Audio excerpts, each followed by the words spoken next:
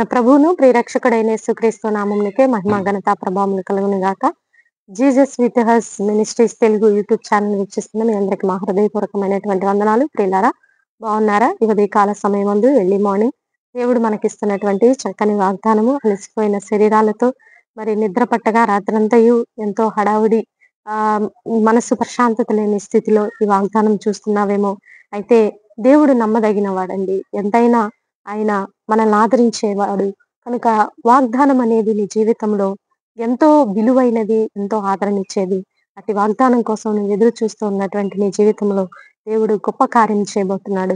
ఈ రోజు దేవుడు మనకిస్తున్నటువంటి చక్కని వాగ్దానము యెషయా గ్రంథము 62వ అధ్యాయములో చూద్దాం. చూడండి, 62వ అధ్యాయము 8వ వచనంలో ఇలాగు రాయబడి ఉంది. చూద్దాం. యెహోవా ఇలాగు ప్రమాణము చేసెను, నిశ్చయముగా ఇకను నీ ధాన్యమును నీ శత్రువులకు ఆహారముగా నేను ఇయ్యను.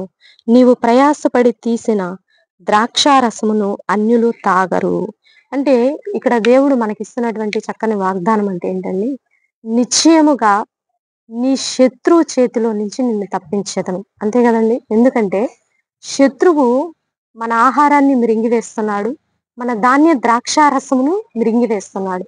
అంటే ఇక్కడ ఆహారమునకు సాదృశ్యంగా మన ఆధ్యాత్మిక జీవితానికి అందించబడేటటువంటి వాక్యోపదేశమైనా కావచ్చు, లేదా తీయబడినటువంటి ద్రాక్షారసము.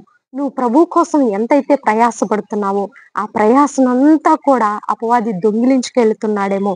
అనేక ఆత్మలు చెదిరిపోతున్నాయండి. సంఘాలలో ఎంతో గలిబిలి వాతావరణంగా ఉంటుంది. కుటుంబంలో కూడా నువ్వెంతో ప్రయాసపడి ఉంటావు. ఆరుగాలం కష్టపడుతున్నాము, రాత్రికి మరి ఇంటికి చేరేటప్పటికే శూన్యమైపోతున్నటువంటి జీవనోపాధి ద్వారా వచ్చిన ఆదాయం కావచ్చు, ఎన్నో రకాలైనటువంటి పరిస్థితులను బట్టి శత్రువు దోచుకెళ్తున్నాడేమో. అయితే ఈ రోజు దేవుడు నీకు ఇస్తున్నటువంటి చక్కని వాగ్దానము, నిశ్చయముగా శత్రువు చేతిలో నుంచి నేను తప్పించదను. అన్ని విషయాలకి మనం అప్లై చేసుకోవచ్చండి.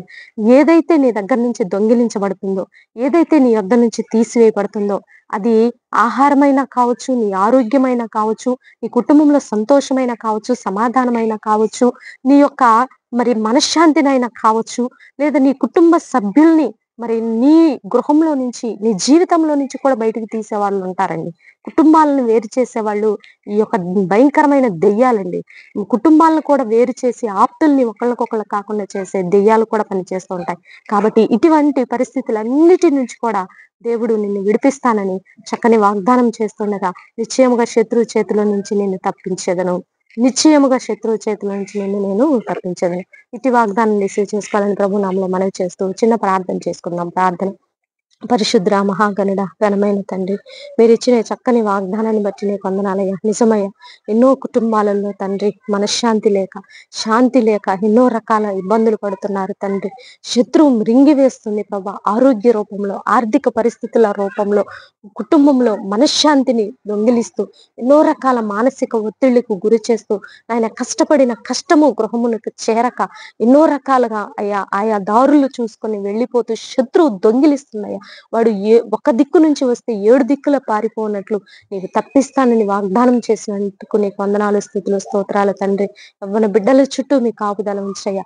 వారి ఆలోచనలు, వారి తలంపులు, వారి నడవడిక యెహోవా యందు భయభక్తులు కలిగి ఉండు విధముగా మీరు ఆశీర్వదించండి తండ్రి.